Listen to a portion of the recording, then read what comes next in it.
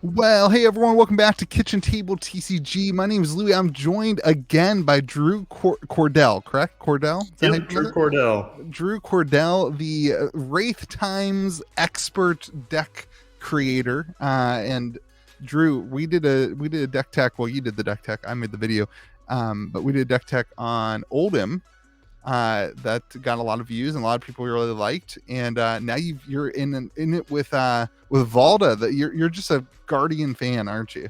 Yeah, I absolutely love Guardian. Super thrilled to be back on the channel, so thanks for having me. But this is a fun deck. It's been some of my patrons have just been crushing it with this, winning events, and just a really cool way to play Guardian that we haven't seen in the past. So excited to talk about it. Awesome. Well, before we give everybody the spicy deck text, tell us a little bit about yourself. I know we already did this, so we don't have to do it super long. But for somebody who doesn't know you, why are you involved in TCGs? What's your attitude towards them? What makes you be here?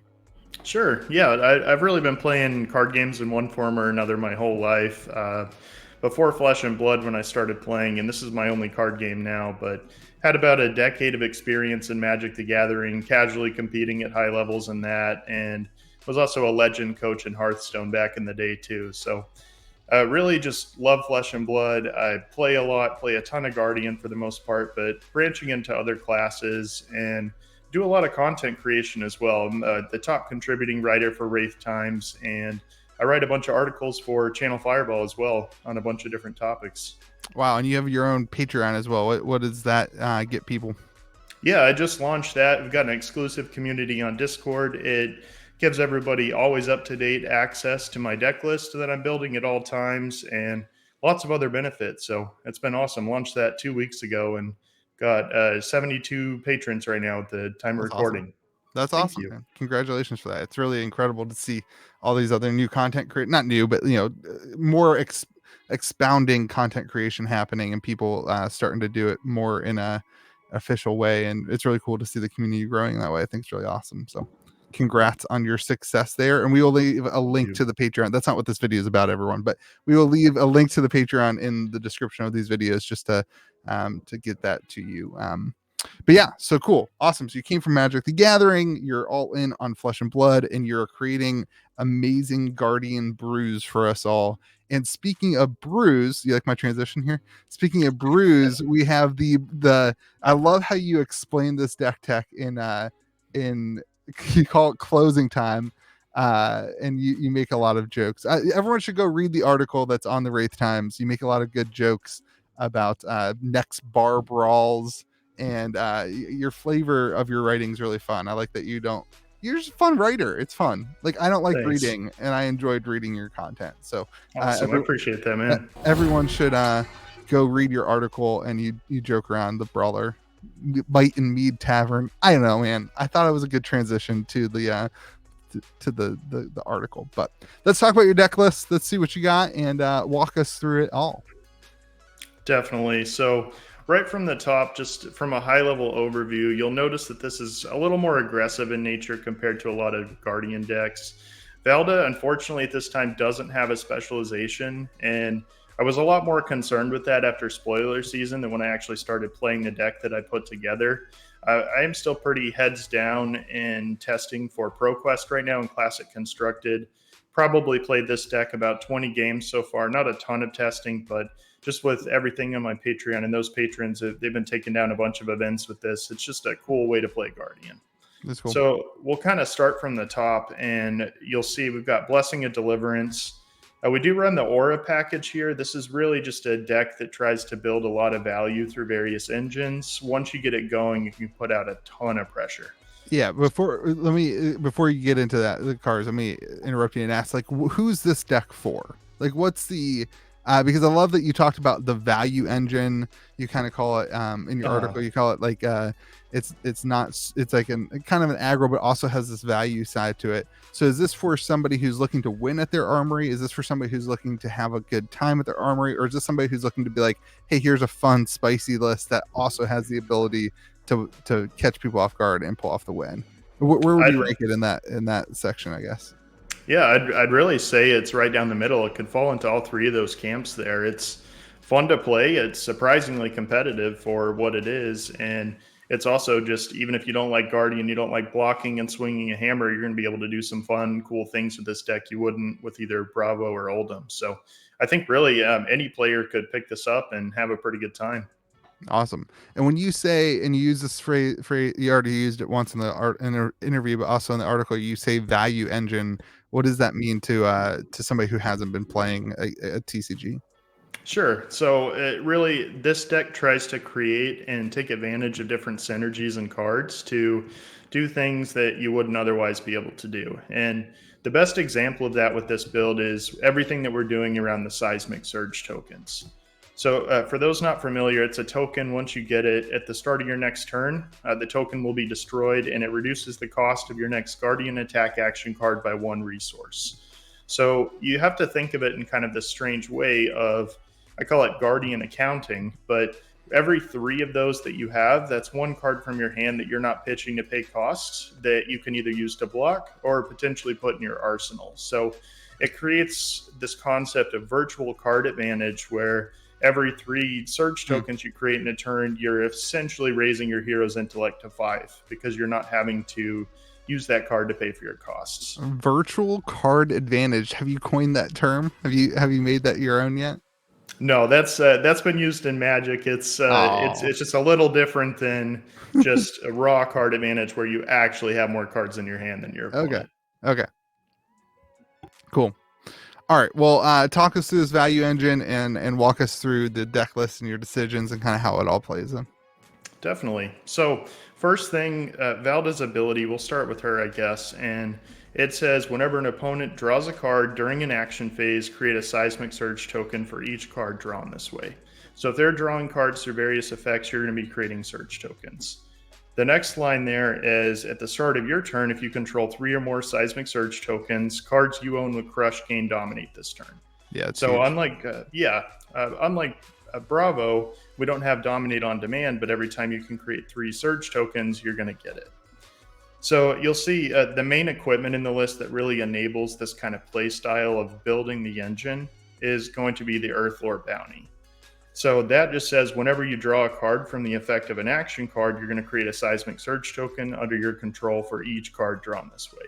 So you can see very quickly between that and then the line on Valda that you're going to be creating a lot of surge through your own effects. And then if your opponent's doing anything else on top of that, you get even more. It punishes card draw while encouraging your card draw. Definitely. So then you'll see cards like Blessing of Deliverance, both in blue and red. You'll see Emboldened in blue and red, and those are auras that if you meet the criteria for them, which the deck's designed to do, you're going to be drawing extra cards on your turn. They have Go Again, so really in the early phases of the game, you're going to be setting up some of these really big turns where you maybe play 2-3 Blessing of Deliverances with an Emboldened, just drawing a ton of cards, building the surge up, powering up your next attacks, and coming in with a lot of dominate. That's really the core of the aura engine that's part of the list. So your main goal in the early game is to generate or to put out a lot of these auras that then you're kind of just naturally generating resources, basically hypothetical resources, to swing in big. Yep, that can be a big part of the early game. We've got cards like Enlightened Strike usually for Go Again there, so you can play that for a little bit of a bigger turn. Got 1 copy of Exude Confidence, just with all the blues in the deck. That could be a powerful attack on its own, and it's reasonable even if you have to come in just playing it the 4 for 0. But lots of cool stuff in the list on top of that. We're a little lighter on the attacks that are the main ones in the deck. We've got, like we said, the Exude Confidence, and then the 6 main attacks of the list for your reds are going to be 2 copies of Mangle, 2 Pulverize, and then 2 Spinal Crush. Okay, so you described this as an aggressive shell propped up by a value-centered engine. Explain to me the aggressive side of this. How does this, when you're playing this, how do you come off aggressive? What do you want to be doing, and what do you want to not be doing? Mm-hmm. So the aggression really comes in the form of being able to discount a lot of these attacks to levels where you're going to play them extremely efficiently for their cost. If not, give them outright dominate with the build. So Pulverize especially is the new Guardian attack we just got in Everfest.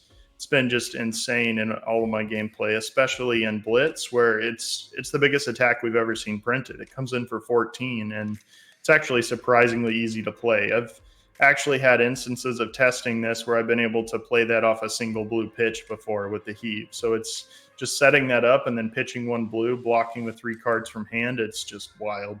Yeah, and in Blitz, this is where this gets crazy, because in Blitz, dominated, if your opponent's able to block with a 3 and maybe 1 equipment, you're almost hitting half of their life in 1 attack. That's insane. Unfortunately, we can't give this one dominate since it doesn't have crush, but sorry. It's 14. I don't know who's realistically blocking that and then doing something productive on their next turn. Sure. Yeah, sorry. I forgot that was Valda's trigger on that, but crazy.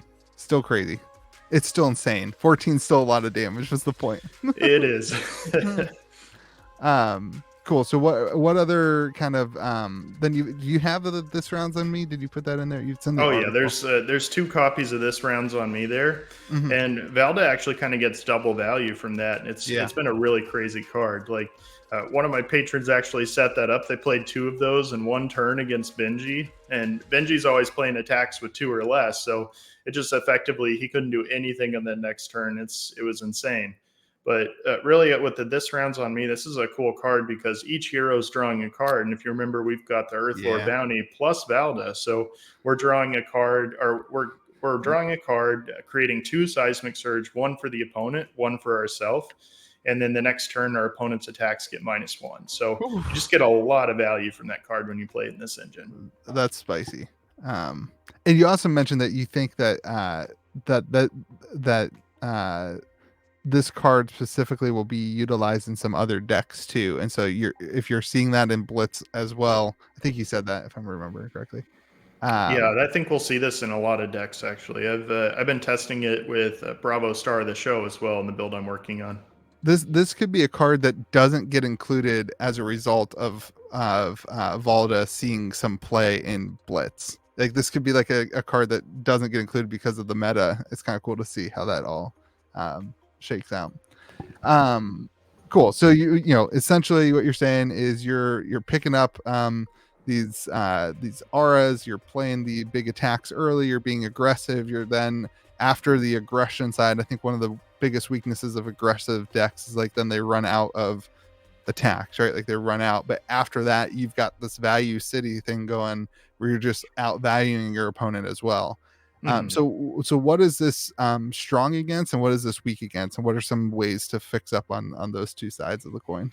Yeah, so far I've actually been surprised that it doesn't feel like there's just a terrible matchup for the deck, especially with everything that it's doing. Just Valda by herself already has 21 health compared to the 20 or less than most, and between the 4 copies of Blessing and Deliverance plus the Tome of Fiendel in the deck, we can gain a lot of life on top of that.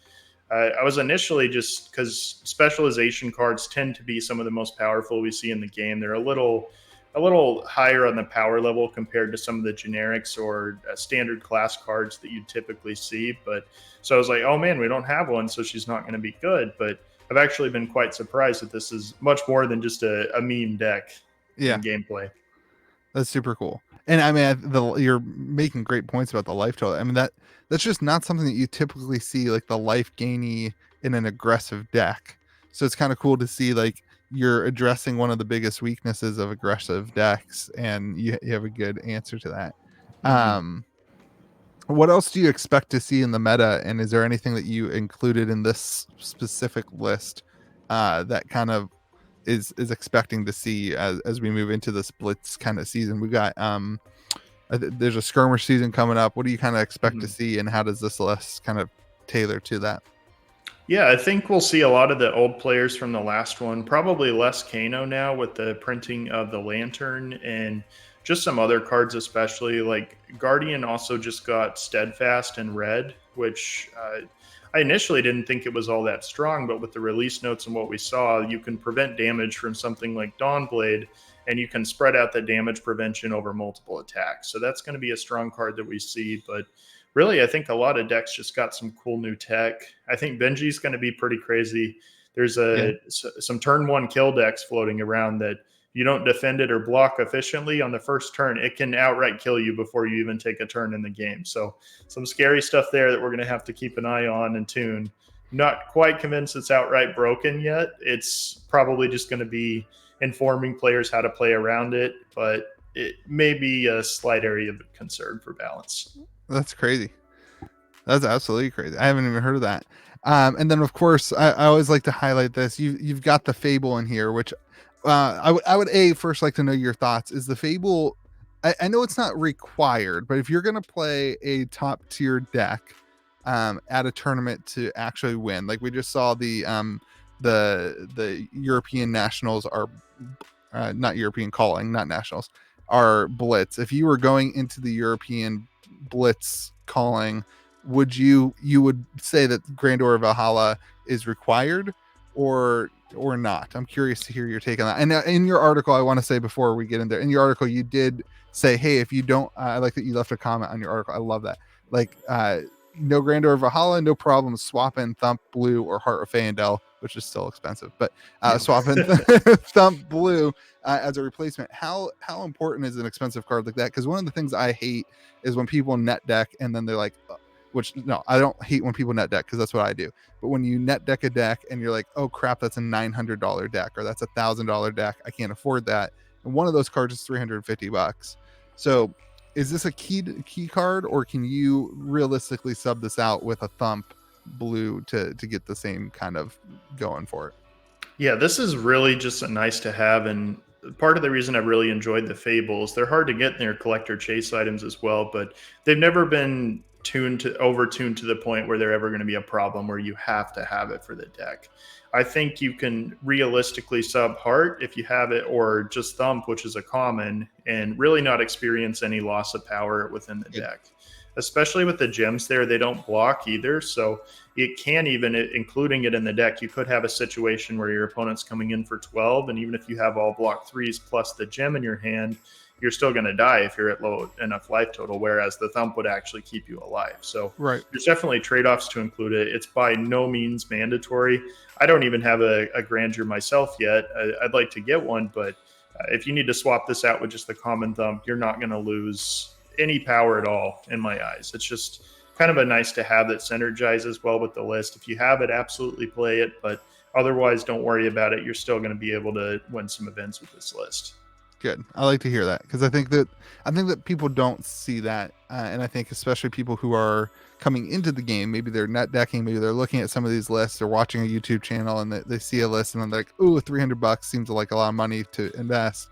And so I like knowing that like there's an alternative, and I love that you commented on that on your article. Like that's a great engaging way to do it. So props to them. Anything else that's worth highlighting or important to note if somebody was to pick this up and go to their Armory event this week to play it? Yeah, so we've got a couple other packages in the deck I can just quickly talk about. We've got, of course, the Mage Master boots. You're almost always going to use that for the Tome of Fiendo when you set it up from Arsenal to give that go again. Gain some life, draw 2 cards, create 2 Seismic Surge. It's very strong in Valda. So that's why we include that as our primary boots. We've also got the Rouse the Ancients package, which is just good that kind of adds to the aggression of the deck. It's not a card that you want to block with, but if you have trouble playing this, you can set it up in your arsenal. Just put the Rouse the Ancients there. It's a lot easier to play, but I do want to note that with Pulverize, it's 14 power. So it's actually the first card we've ever seen where you can turn on Rouse the Ancients with just 1 card. It is insane. I hadn't even considered that. That's awesome. Mm-hmm. You had this Rouse the Ancients package in your Oldham deck too, correct? Yeah, I've been a big fan of this, and with all the cards we printed, so in this set we've got Thunderquake and Macho Grande. There's all these excellent attacks that are 7, 8 power plus, and with all of those and those options to include in the deck, Rouse the Ancients has just been getting better with every set that we've seen that has Guardian support. Yeah, that's awesome. Yeah, super cool. It's always interesting to me that Rouse the Ancients is generic, because it kind of makes you question, like, are we going to see some other spice that, because it can't really be used for any other class type right now, but it makes you wonder, are we going to get more that utilize it? It's kind of a cool thought. But Yeah. That's neither here nor there. Um, Cool. Well, really cool, really fun looking. I'm excited. I think I'll probably try this out. I want to try. I need to do a Kasai build for an upgrade of my Kasai deck. Oh yeah, she's crazy right now. That's my classic Blitz kitchen table TCG Blitz deck. But Valda was one that I was super interested in because I've never really played Guardian. I picked up Oldhim a little bit around Tales of Aria meta, but it just wasn't really for me. It's just too slow. This one seems fun and like more like, hey, I'm gonna hit you over the head with a beer bottle. Like that seems like a good experience for everyone. So cool. Anything else you want to talk about? Cool. Yeah, just one more interaction in the deck. It's maybe not entirely apparent just looking at it, but you'll see we've got one copy of Nerves of Steel, one copy of Stamp Authority, and then one of the new Imposing Visage card. So really, those are two auras we can pull in. They're strong cards on their own. Their weakness is that they don't have Go Again. So with Imposing Visage, we actually see the cost is X3. So you pick, it's a variable cost, but by default, it will turn on Anathos for the 2, 3 or greater cost pitch cards by itself with another card. But really what you can do with this card is if you have 6 resources to play it, you can pull in either Nerves of Steel, which is good against Prism, Ninja, or mostly those two that are coming in for just small chip damage every turn with the Kodachis or Spectral Shield auras, or you can pull in Stamp Authority just to get card advantage. But because the Imposing Visage has Go Again itself, you can actually get these auras into play that don't have Go Again by default and then still get your action point back because you're not actually playing the aura, you're just putting it into play. So you're going to get all the benefits of it, but then still be able to potentially follow that up with a swing at your hammer for 6. That's great. That's super cool. That's a great little way to make those Stamp Authority and Nerves of Steel just much better cards, like significantly better. Interesting. So that's the reason for the inclusion there, but really quite a versatile list. You can adapt it to a lot of different situations as you're going. Very proactive lines of play, so that's a strong plus in the early meta when we're not really sure what all we're going to see in the field, but I expect that this is going to be something we can further tune, get a little bit more specific with the card choices and what they're trying to address and beat once we get more information. But really, yeah, just very impressed with Valda so far as a hero. Yeah, and it seems like something that the meta will have to address too, right? Like if there's a strong aggro deck, that's something that especially in Blitz, the meta will have to make sure that they're aware of and not just ignoring. Is there anything that's quicker than this, do you think, or more aggressive? Is this the what do you expect to see leading into this meta? Yeah, I'd say it's a little bit more aggressive, but still kind of a mid-range style strategy where you're doing something proactive, but you can also take defensive lines and play those out if you need. Benji is going to be extremely aggressive with everything, spring tidings and everything you've seen there. And it won't matter because you won't get to play anyway. So it's just going to be one turn, and then there's nothing you can do. Definitely. And then I think Kasai is going to be pretty aggressive with the new package we've seen. Some heroes like Bolton we could see, but just it should be a pretty cool Blitz season. I think we'll see a little bit less Kano this time around than we've seen in the past, but really until I'm able to dive more into Blitz after ProQuest, not entirely sure, but those are just some of my early predictions. Cool. I like to hear it, man. Well, hey, thank you so much for sharing your list. And as I go over to this other screen, I think it's really important that people go and read your article on Wraith Times, and you guys are doing great content, putting out awesome written content, which is so important to the game. And so great job being their top article writer.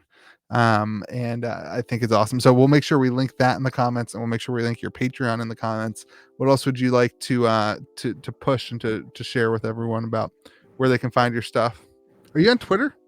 Yeah, I'm on Twitter as well. I'm not very active on Twitter, but I hear that Fab Twitter is kind of growing pretty insane.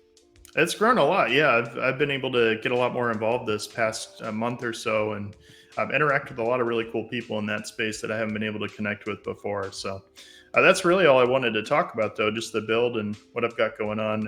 Got tons of content on Wraith Times and Channel Fireball if you haven't read my work before. But yeah, just lots of good stuff in the works and making more content than ever in 2022 here.